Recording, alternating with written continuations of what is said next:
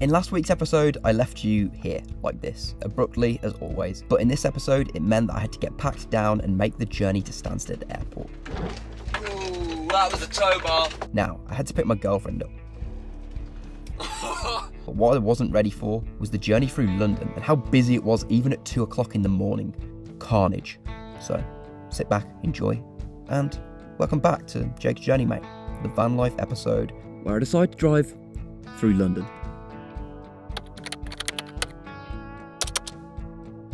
I'm still in the same park up that you left me in last week, in the eastern realms of England. I had an aim here. It was to venture into the woods in a park up that I hadn't been before and find structure, routine. I'd found that here, and now it was time to leave. Everything's a mess. Kettlebell. I didn't want to open the back garage to put everything in because it really looks like it's going to thunderstorm, so I didn't want to. Having spent the last 3 or 4 months away, I've got an absolute backlog of videos, so I spent the next 4 hours editing. What time is it? It's Chico time. It's Chico time. How long has it been since that flipping come out, man? Whoa, party time, party time. I need to close all these doors because I'm going to get all the mosquitoes in here. I've already had to slap one up the wall. And I've just been getting rinsed, man. The time is 19:47, and it's nearly dark. Oh, there's actually a bit of a sunset going on over there. Tonight is the night that I'm not going to sleep, because I say not going to sleep, but it's going to be a late one. I'm going to pick Bex up from the airport. The flight was supposed to get in at 9:30. It's now going to get in at 10:30, plus an hour of them like getting their bikes off the conveyor belt and all that stuff. So probably like 11:30 really.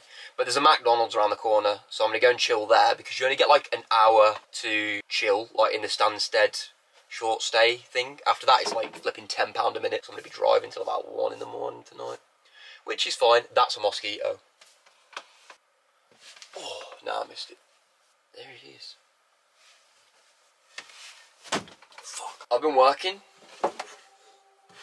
doing editing and stuff, but what I'm going to do now is put that down, because wait, if it's 8 o'clock now, how long is it going to take me to get there? So Stansted Airport, this park up's awesome apart from the signals cack.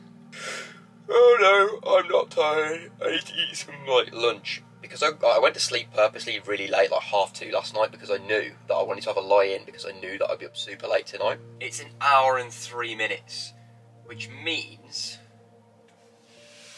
8 now, so I'll get there for 9 if I leave now. That's not going to happen, because I've still got the Patcraft blown up out there, because I'm trying to dry everything. And I need to eat food, so 8, 9 o'clock. They're going to get in at like 10:30, and then I've got an hour. I don't really need to leave here for like another 2 hours. Wait, 8, not 10. Probably like 10 o'clock to be fair. No, 9:30, and it's 8 now, so I've got an hour and a half. I need to get packed up, really. Let's do that. Having to leave this park up felt strange. I'd grown a bond with it. The little time that I'd spent here, I'd really come to love it. It felt like home, and I'd become a little bit attached.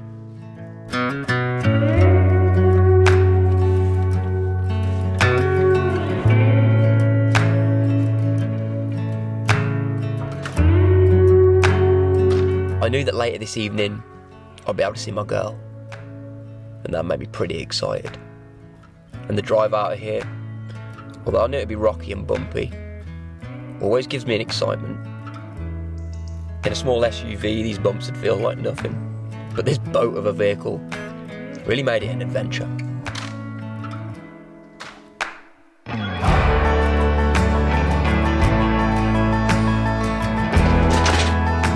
It's getting hot here.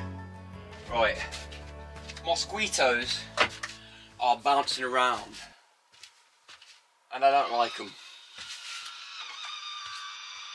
That's got a bug now. I think I've been bitten. Oh. Right, I'm gonna have that burrito stuff.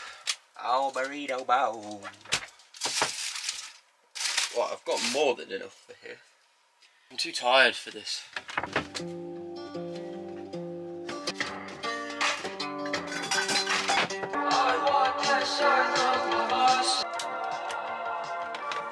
Act like nothing ever happened that night. Oh, why did you get me so high to leave me so low? Something on TV, so I don't think about you and me. They kind of make the landscape for me.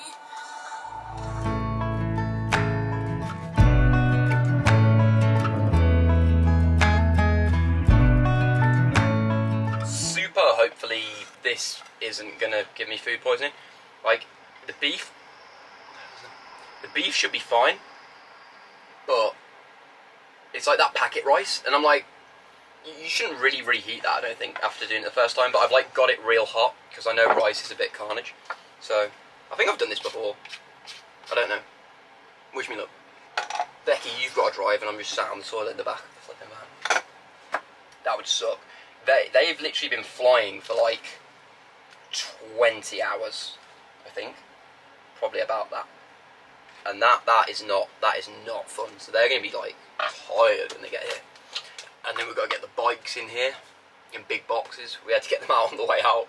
This is the flipping cool. One sec, let me put my mail on, because I really just can't multitask, man. I overdid it on the mail last time. Right, that's cool. Last time, when I dropped them off, I helped them get the bike boxes and their luggage onto the transfer bus. And I got on there at the end, but I was like, hugged her. I hugged Becky, and I was like, okay, I love you, bye. And then the doors closed, and the guy like went to set off. He was like, "Chaka!" And I was like, bro, I literally like don't even know what came over me. I went feral. I literally just went like, yo, bro, stop, man, stop. I gotta get off. He was like, yeah, it's cool, it's cool, it's cool. I was like, damn. And like everyone on the bus was like laughing at me. I was like, oh my god, this is like a flipping introvert's worst nightmare. And considering we'd been like not really around people for a while before that, so I was just like, oh, but it was so funny. Bex like texted me afterwards like, that was just fucking hilarious. So yeah, hopefully I don't get stuck on the shuttle bus this time, even though it's a good story. Peace. I'm gonna watch some YouTube, chill out, and then we're gonna set off a drive. Creative Toolkit, 6 Techniques to Spark Original Ideas by Esteban Gost.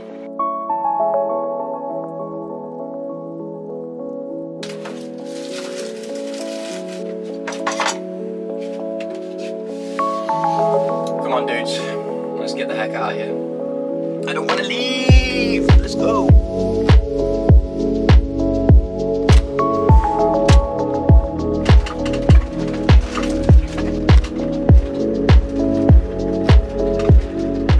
Note to self, nighttime driving down old dirt tracks is super sick. Ooh, that was a tow bar. You just gotta weave in and out of these. After a short while, I went from willowing in and out of the deep ruts that had been left by 4x4s to the open motorway. The first 30 miles flew past at a rate of knots that I'd not seen out of the van for a good few days. It wasn't long before the British weather showed its head and we started to get a sprinkle of rain.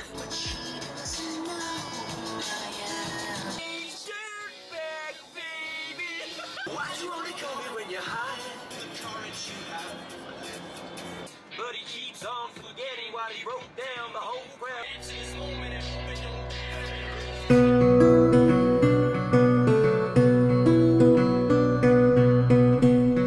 I rocked up at the bus stop and I couldn't have got a better stop to load the bikes up. The bus pulled up and they weren't on it. I was gonna get the coolest shot here. And look at this. Look at this. Can you see her? You see her over there? There. Look, big white backpack on. I don't think I can't drive up that way. I'm gonna have to go round there. Lo and behold, with a cheeky smile on her face, she was staring at her watch when I rocked up. The audacity. With the assets acquired, I loaded the bikes and we hit the road. Due to an unexpected road closure, I had to drive direct to get to Becky's parents, straight through the middle of London. I'd never done this drive before. I'd never even been through London or driven through here, ever. I must say that this late at night, I was pleasantly surprised by the beautiful array of lights that lit up the sky. The horizon was littered with skyscrapers throwing out light that bounced off each other, as if it was like staring at the galaxy.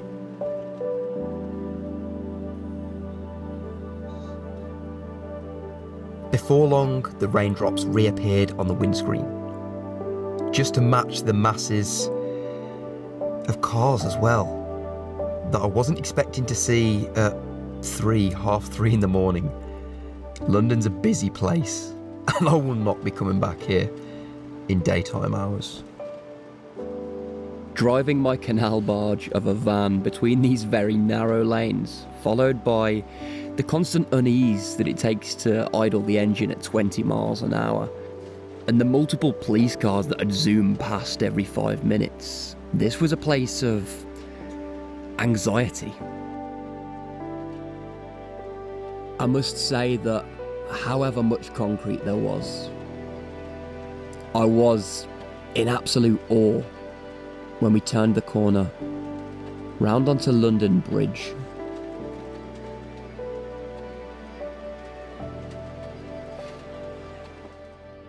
Now Becky was home, it was so amazing to settle back into a routine of just cooking together, eating together, and being back on the road. It was amazing hearing her stories from Kyrgyzstan in the mountains. I think quite obviously all of this had left her tired. So in the week after, we decided to head to Spain, meet up with these reprobates, and enjoy some sun for the week.